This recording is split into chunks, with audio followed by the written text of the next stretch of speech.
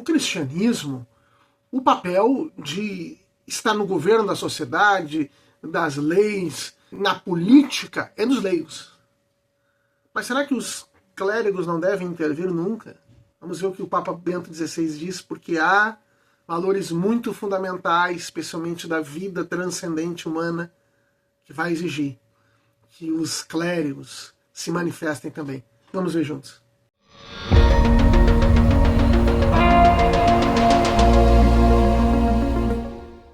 Olá, paz de Jesus, que bênção estarmos novamente juntos, Deus abençoe a todos. Meu nome é Manuel Guimarães, da comunidade Paz e Meia. Nós estamos aqui juntos novamente para receber e crescermos com os tesouros da igreja, né? Os tesouros da igreja que não são nem ouro nem prata, mas são tantas coisas.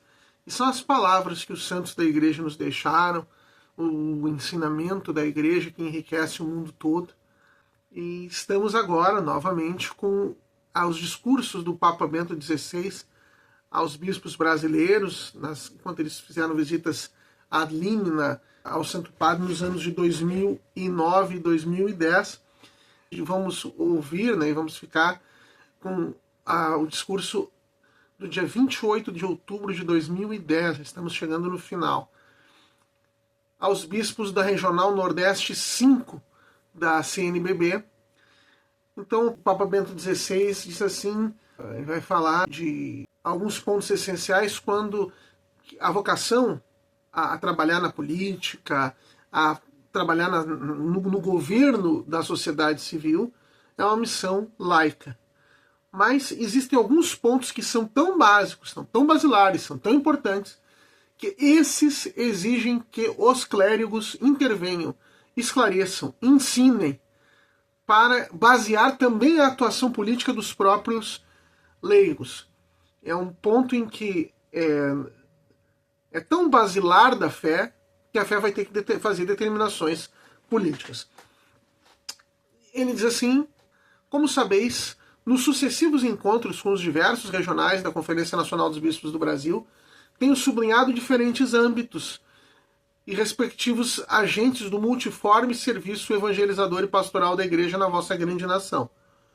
Hoje gostaria de falar-vos de como a Igreja, na sua missão de fecundar e fermentar a sociedade humana com o Evangelho, ensina ao homem a sua dignidade de filho de Deus e a sua vocação à união com todos os homens, das quais decorrem as exigências da justiça e da paz social, conforme a sabedoria divina.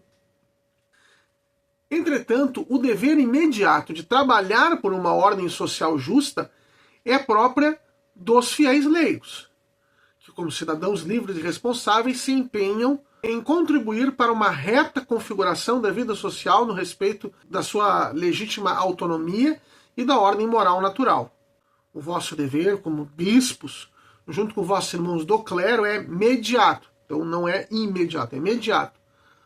Passa por uma mediação. Enquanto vos compete contribuir para a purificação da razão e o despertar das forças morais necessárias para a construção de uma sociedade justa e fraterna.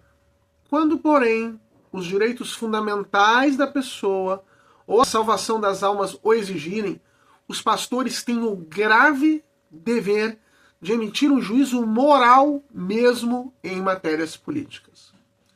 Ao formular esses juízos, então normalmente cabe aos leigos, mas quando tem essas coisas mais fundamentais dos direitos humanos, da moral, pontos graves da moral, quando exigir a salvação das almas, então os clérigos devem fazer os juízos para orientar toda a ação dos leigos também na política. Ao formular esses juízos, os pastores devem levar em conta o valor absoluto daqueles preceitos morais negativos que declaram moralmente inaceitável a escolha de uma ação intrinsecamente má e incompatível com a dignidade da pessoa. Existem aqueles preceitos negativos, né? Não matarás, não furtarás, não pecarás contra a castidade. Não podem, esses preceitos negativos, eles não possuem exceção. Tal escolha não pode ser resgatada pela bondade de qualquer fim, intenção, consequência ou circunstância. Ou seja, não existe uma finalidade que torne esse objeto lícito, uma intenção, uma consequência ou uma circunstância. Eles são ilícitos sempre.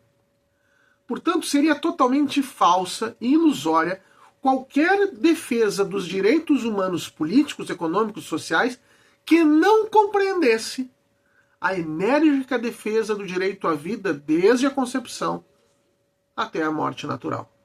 Além disso, no quadro do empenho pelos mais fracos e os mais indefesos, quem é mais inerme do que um nascituro ou um doente em estado vegetativo ou terminal? Quando os projetos políticos contemplam aberta ou veladamente a descriminalização do aborto, da eutanásia, o ideal democrático só é verdadeiramente tal quando reconhece e tutela a dignidade de toda pessoa humana, esse ideal democrático é atraiçoado nas suas bases.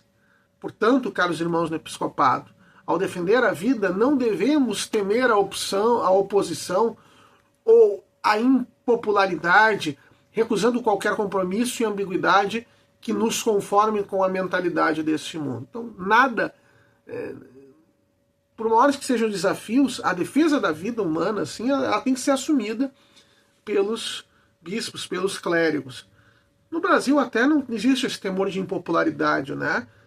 Porque a população é favorável, é defensora da vida. Os meios de comunicação, né? A mídia, aí sim, você pode sofrer uma perseguição da mídia de massa, não da população. Além disso, para melhor ajudar os leigos a viverem um empenho cristão e sociopolítico de um modo unitário e coerente, é necessário, como vos disse em Aparecida, uma catequese social e uma adequada formação na doutrina social da Igreja, sendo muito útil para isso o compêndio de doutrina social da Igreja. Nós estamos meditando bastante o compêndio na nossa série Em Busca do Verdadeiro Bem, que você é convidado a olhar, a conhecer também. Isso significa também que em determinadas ocasiões os pastores devem mesmo lembrar a todos os cidadãos o direito, que é também um dever, de usar livremente o próprio voto para a promoção do bem comum. Nesse ponto, a política e a fé se tocam. A fé tem sem dúvida a sua natureza específica no encontro com o Deus vivo, que abre novos horizontes muito além do âmbito próprio da razão. Com efeito, sem a correção oferecida pela religião, até a razão pode tornar-se vítima de ambiguidades, como acontece quando ela é manipulada pela ideologia ou então aplicada de uma maneira parcial, sem ter consideração plenamente a dignidade da pessoa humana. Só respeitando, promovendo e ensinando incansavelmente a natureza transcendente da pessoa humana é que a sociedade pode ser construída. Assim, Deus deve encontrar lugar também na esfera pública, esfera de atuação pública, na política, no espaço público, não só privado, nomeadamente nas dimensões cultural, social, econômica e particularmente política. Por isso, amados irmãos, uno a minha voz à vossa, num vivo apelo a favor da educação religiosa e, mais concretamente, do ensino confessional e plural da religião na escola pública do Estado. Então, eu já tinha tido um outro discurso falado sobre isso, como é importante o papel da religião, mas aqui ele está falando também no espaço público. E ainda um outro ponto, quero ainda recordar que a presença de símbolos religiosos na vida pública é ao mesmo tempo lembrança da transcendência do homem e garantia do seu respeito. Eles têm um valor particular, no caso específico do Brasil, em que a religião católica é parte integral da história. Como não pensar nesse momento na imagem de Jesus Cristo com os braços estendidos sobre a Baía da Guanabara, que representa a hospitalidade e o amor com que o Brasil sempre soube abrir seus braços a homens e mulheres perseguidos e necessitados provenientes de todo o mundo. Foi nessa presença de Jesus na vida brasileira que eles se integraram harmonicamente na sociedade, contribuindo ao enriquecimento da cultura, ao crescimento econômico e ao espírito de solidariedade e liberdade. Então, a importância de os símbolos cristãos estarem no espaço público, os crucifixos, outros símbolos cristãos, de terem a liberdade, a presença de estarem lá, como parte da dignidade humana, da transcendência da dignidade humana, como recordação da história do Brasil, da história de onde veio a justiça no Brasil, de onde vieram as leis, a ordem jurídica, os costumes, a cultura do Brasil. Daí o Papa Bento vai partir já para o seu encerramento, pedindo, né, confio a Mãe de Deus e Nossa invocada no Brasil sob o título de Nossa Senhora Aparecida, esses anseios da Igreja Católica na terra de Santa Cruz, e de tantos homens de boa vontade em defesa dos valores da vida humana e sua transcendência. Com as alegrias e esperanças, as tristezas e angústias dos homens e mulheres da província eclesiástica do Maranhão. A todos coloco, que é regional, que foi visitar o Papa. Sua materna proteção e a voz do povo conceda a minha bênção apostólica, diz o Papa Bento XVI. Então é isso, recebemos a bênção do Santo Padre, e essa é a importância desses valores que são tão fundamentais, defesa da vida, especialmente a vida humana, que é a imagem e semelhança de Deus, que tem um valor transcendente, que portanto não se pode negociar, e que se há risco a ela, os prelados, os clérigos, os bispos, os sacerdotes precisam dizer, como um cristão jamais pode ser conivente, apoiar uma ideologia política, um partido, uma coligação, que sejam favoráveis à morte dos bebês no ventre materno, à morte dos doentes, idosos mais vulneráveis e assim por diante. Amém? Que nós escutemos essa orientação, essa lição do nosso Santo Padre Bento XVI, né? Como os outros santos padres antes dele. São Paulo VI, São Paulo I, depois dele São João Paulo II, depois dele Papa Francisco, Papa Leão também. Amém? Se você gostou, curta, compartilhe, divulgue, se inscreva aqui no canal, conheça as nossas outras séries, né?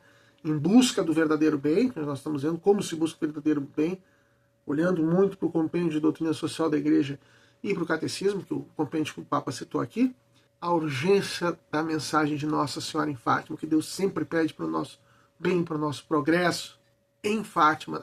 Em outras aparições marianas, as aparições marianas, vimos apenas a Nossa Senhora das Graças, Santa Catarina Labouré, mas oportunamente veremos mais.